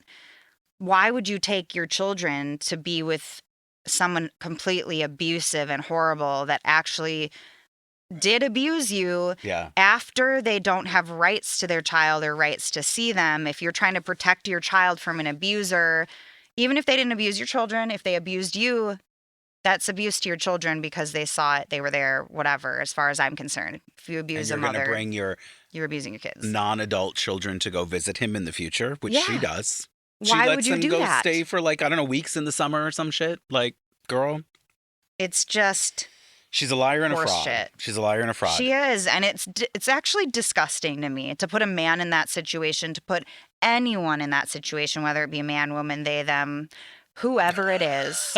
Yeah, absolutely. It's fucked up. Yeah. And it's wrong. And she should be ashamed of herself. And she's not. Agreed. She's a shameless whore. She is shameless. And it's a challenge to talk about because we're coming to conclusions based on what Robyn lies about on a TV show and then what people volunteer on the internet that might not even be true. So it's like, what do you even believe? And I hate to be that person. I don't want to be that person. I don't want to be like someone that's denying somebody's abuse and like their reality and whatever. I truly do think that when you lie as often as she does, you confuse your own reality, and at some point that becomes your reality. And so maybe she's twisted this narrative in her mind that these things he did to her were abusive, whatever like that means to her. Reframing scenarios in her mind. Yeah, whatever that she means to almost her. believes it. Yeah. Maybe him trying to control money was abusive to her. You know, like we don't know what she means by that. She spent him into the poorhouse. And he was like, please stop spending money. No, I'm not hiding packages in the shed from you and sneaking them into the house when you go to work, darling. I have to sit my son in front of a space heater. Well, stop buying shit, bitch. Pay your heat bill. Okay. Anyway, after that sorry tangent, about all that, you guys. Go for ice cream. Sorry, you guys. You come here for the truth, and the hard truth and nothing but the truth. Whatever we just gave you was near that. So opinions and nothing but opinions. Yeah, allegedly. We got to pass it through legal, and they said allegedly. I just passed it through legal, and they said we're in trouble. We better get on our knees behind a pew and pray. I'll wear my prairie dress, honey. And will you give me a bouffant? You know how I like it. Oh, yes. The higher the hair, closer to God. Which is a different take on that with the bouffant, you know? Yeah. Girl. I gotta say, there is one story in a book that I read where a girl is rebelling and chops off her ponytail, and one of the other wives takes the ponytail because what they do is they tease these pieces of hair, or they take pieces of hair from their brushes and they put it under the bouffant to make it bigger. So this girl cuts off her like ponytail in defiance, and the other wives like go crazy over it and take the ponytail so that they can make their bouffants bigger. Oh my God. Sorry. Side note. It's fucked up. It's so crazy how that is so easy to believe. It is. Like, it It's sounds nuts, but I'm like, yeah, totes. I mean, they did it like back in the 17 or 1800s. They would take the hair from their hairbrushes and use it to like pad their wigs and shit. And that's like literally what these ladies do. Totally. It makes sense, even though it doesn't make any sense. Back to our story. Back to this episode. Back to the Browns. Back to the Browns. The Brown family takes Tanya, Carrie, and the kids to dinner. La la la la la. I don't think, did we care about any of the details from dinner? Literally nothing happens there, and I just noted that they go to a Mexican restaurant again. That's their like go-to. They love a Mexican restaurant. They love a Mexican restaurant. Where they probably order the blandest food available. Mm-hmm. Now, after this dinner, the teens go to get ice cream, and the parents go back to visit with Tanya and Carrie at Meri's house. When the teens go to get ice cream, now, I didn't catch the name of this ice cream parlor. I don't know if it was, like Cruisin' Highway 101 or whatever the other place was. They love an ice cream parlor, these guys. They love their hoops, the poodle skirts, the greased hair. That's another huge thing for Mormons, though. They don't drink coffee or drinks, so they have soda shops. Soda shops. You're right. Ice cream parlors for these guys. So Kollene with a K says, before coming here, I thought you were fake. I thought you were fake putting on... fucking bitches. I thought you were That's how just she putting said on a show. Yeah, you were fake fucking bitches. She was like, I thought that you were fake fucking bitches putting on a show for everybody. Well, turns out they were putting on a show, but, and you were also kind of putting on a show. So, Kollene, the truth, you're not going to find it on this podcast. It lies somewhere in between. Yeah, exactly. Right? Suzanne says, I don't think you're perfect, but I think you're doing a good job. And I thought, you know what? Suzanne is really, I don't know, she's great. I'm going to put a little heart next to her name in my notebook. I find her endearing, just like I find Agreed. Christine endearing. I wouldn't go that far. But... Well, Christine hasn't been through all this shit, obviously. No, she's clearly not aware. I find it promising for her that she's been out of the FLDS for such a short time and that she's doing well and able to speak to people like this as coherently as she does. And she actually does one of the little girls' hair.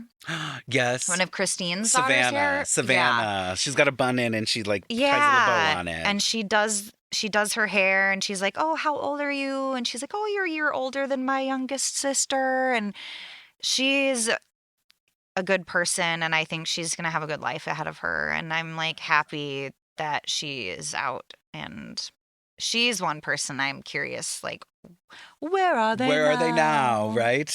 Like VH1, let's do a special. Cut to Meri's house, where we've got Tanya and Carrie visiting with the parents.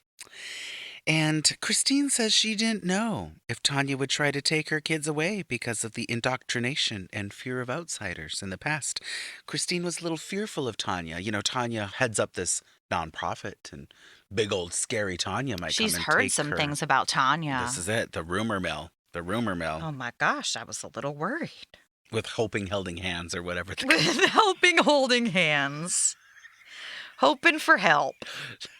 Hoping for help. Helping for hope. Hoping for hoping hands. Oh, no. Don't you look at us for facts. Oh, God, this is rich. Holding out herp. Holding out help. Holding out help for Robyn's herpes. For the herp lerp. We're holding out hope for the herp lerp. Help and hold out for herpel derp. So, Christine is scared of Tanya. Tanya's like, little old me. And I was like, oh, my God, Tanya's giving... whatever her name is, her song ideas. Taylor Swift. Little old me. So, yeah, Tanya's definitely rocking that vibe. Now, this is where we're going to get a Christine moment. And I know you're like, oh, Christine, she's naive and it's endearing. And I'm going, Christine's naive and Christine is dumb as fuck. I thought everyone in polygamy was like us. So this is it. We're cutting to the couch. Sorry, once again, I'm getting ahead of myself. We're on the couch, having a spotlight moment with all the adults, and they're zoomed in on Christine, and she's talking about how, Tanya and all the things, and the men of polygamy. I thought everyone in polygamy was like us. I didn't know that men could be bastards. I didn't know. I didn't know that men could be such bastards. I didn't know. With the tears in her eyes and her nose as red as Rudolph the Red-Nosed Reindeer. Yep. She didn't know before her good old Aspen went on this trip about these men. These men. Now, okay, so Christine's polygamist royalty, quote unquote. Her grandfather was murdered by her other grandfather when he was the prophet and blah, blah, blah. And he gave, I was going to say he gave birth. He pulled a baby out of her vagina or whatever. Okay, Christine is a pretty little princess and she doesn't know anything around her. Did she not know? She used to do PR. She was a spokesperson for some sort of public relations thing about polygamy. She knew. She is a liar. Yeah, this is weird. She plays the whole like, I just don't know anything. And it's like, bitch, you knew. You knew. And she doubles down by saying there are common threads amongst these different groups, but there are vast differences between the polygamous sex. And so, like, how could she know? How could, in her world, all the men were just walking on water. Meanwhile, she's with a husband who neglects her children, and is insane. Yeah. So, how could they take a blessing and use it to control women and to control people? And she taught children at one point. I mean, this, it's just. I think that she just lives in ignorant bliss. And sometimes it hits her. And then she floats back up to the clouds. And then she's in ignorant bliss for a while again. And then sometimes she gets struck down. It's like, I don't even know. Yeah, I would definitely capitalize, italicize, and bold ignorant in that sentence. Yes. But she says earlier on when she's talking to Tanya, she was scared that they were going to take Aspen. She wasn't just scared that they were going to take her family. She goes, well, that's a little far-fetched. Like, she knew they couldn't come for her family in Las Vegas, but she thought that sending Aspen there, that Aspen might not come home. Back. Yeah, like, oh my God. And I'm like, okay, you would not have actually let her go if you, like, truly thought that. Like, I would never let my child go anywhere. If it was even an inkling they might not come back to me. Right. There's not a fucking snowball's chance in hell. No. And then Tanya says that this whole experience has been healthy for her and her business partner or charity partner to see.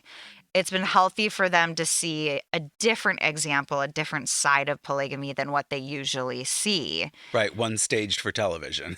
Yeah. Basically. And, the Browns. We leave it at these men are such bastards, and then they go back to the kids. I didn't know that men could be such bastards. Bastards. She says it like this breathy. Yes. I'm looking right now like Janelle looks when Robyn's talking. I'm just like. Yeah. We wrap this whole thing up with the kids that have escaped from the horrible sects. That's the ice cream. Shoo-ba-doo-ba-ba-da-ba-doo-ba-doo. They're at the ice cream parlor. They are. Does he love me? I want to know. And the kids say that they think that Kody is actually a dad. And it's shocking that they have found a polygamist that's also a dad. Yeah, Nicole says she has respect for Kody because he's a dad and a husband. They couldn't believe it. He does pull the wool over people's eyes. Oh, yeah. I mean, I don't remember realizing that he was so terrible when I first watched this show. So, No, I just thought he was not bright. I thought he was showboat, like he was putting on a show, but I didn't think it was because he was neglecting his family and a terrible husband and father. No, I thought he was just an uneducated... like an oaf. Oaf. Yeah. For sure. That's what I always thought. Totally. Kollene with a K. I thought all polygamists were stupid, but now I see how people respect your dad. Okay.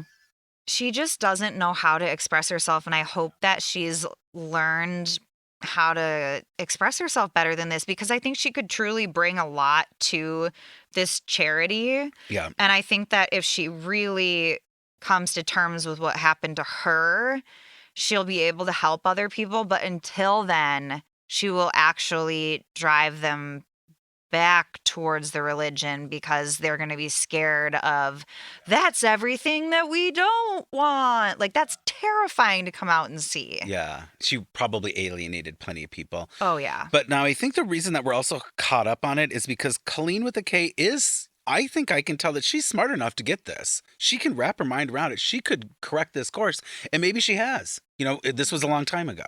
Maybe today she's more like, listen, I have actually been able to like put these ideas out and phrase things and, you know, like hopefully. The concussion that I had from that seagull has gone away. My hair is flat again. Oh, God. What is her hair color today? I got some therapy. I'm therapized. Therapized, yes. Kollene with a K, reach out to me. Yeah. Send me a DM. Slide into my DMs. You know, I'm going to tell you, I there's one picture that I'm thinking of where I look a lot like her and girlfriend. We were a lot alike, probably in some ways. Well, maybe you should At slide least the hair. Maybe you should slide. Should I slide into Colleen's DMs? Yeah. Well, one of you guys should slide into each other's DMs and share old photos, swap old stories. Yeah.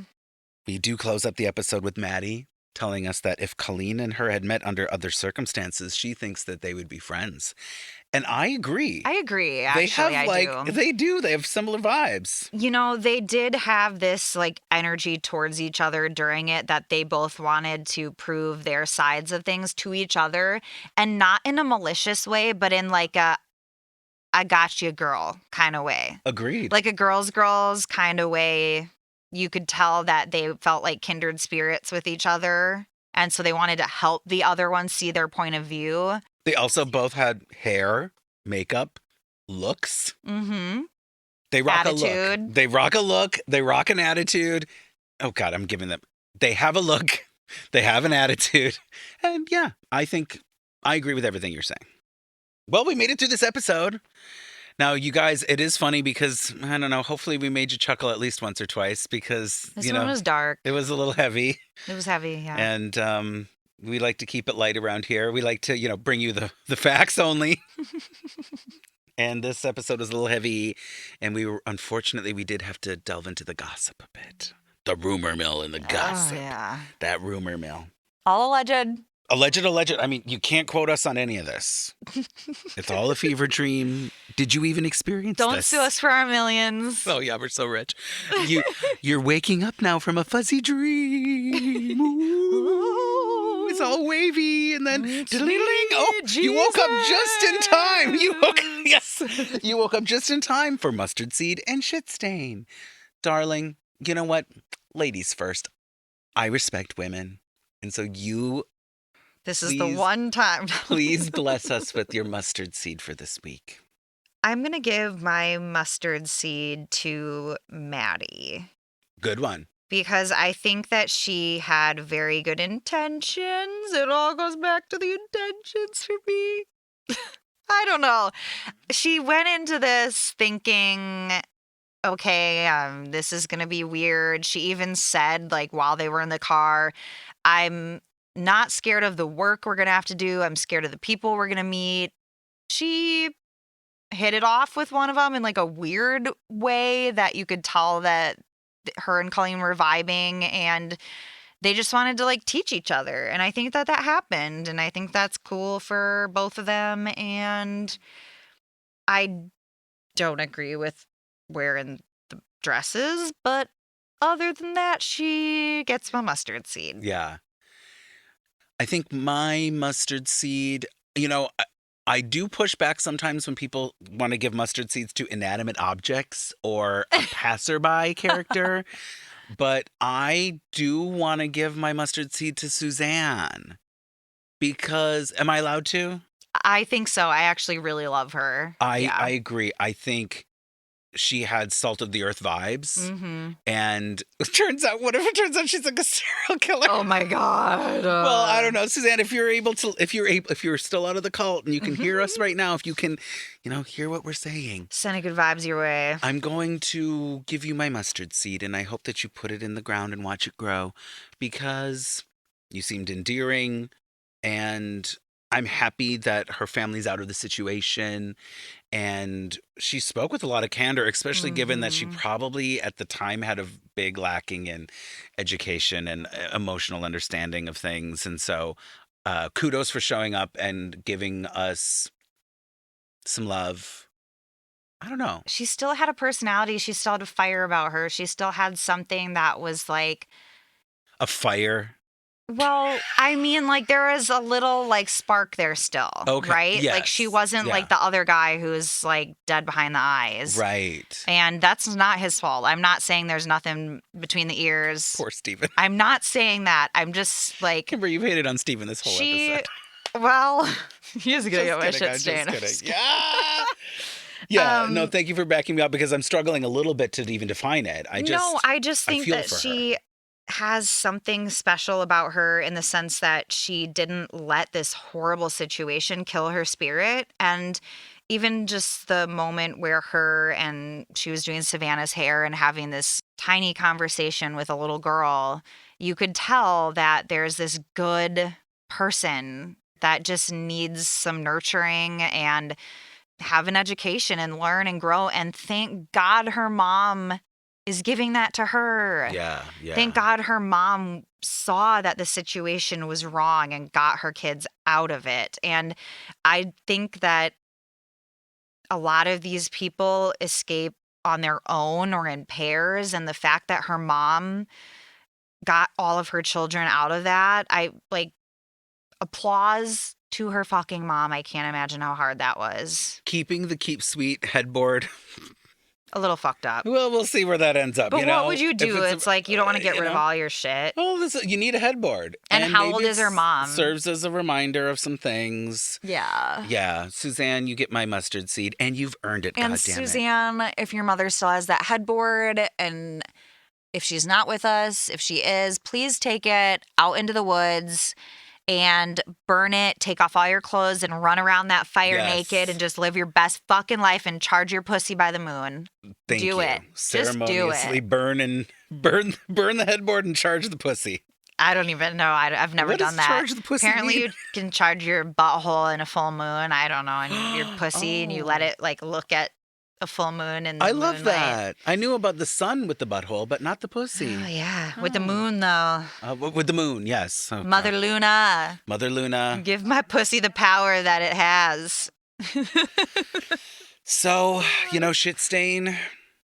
The shit stain is gonna go to Robyn for trying to make this deep statement about saving these people from the FLDS and how we shouldn't give the benefit of the doubt to these horrible people because it's doing a disservice to the victims, which is what she was trying to say. Right. But she couldn't fucking say it because she's dumb and she had to make it about her. So she gets my shit stain.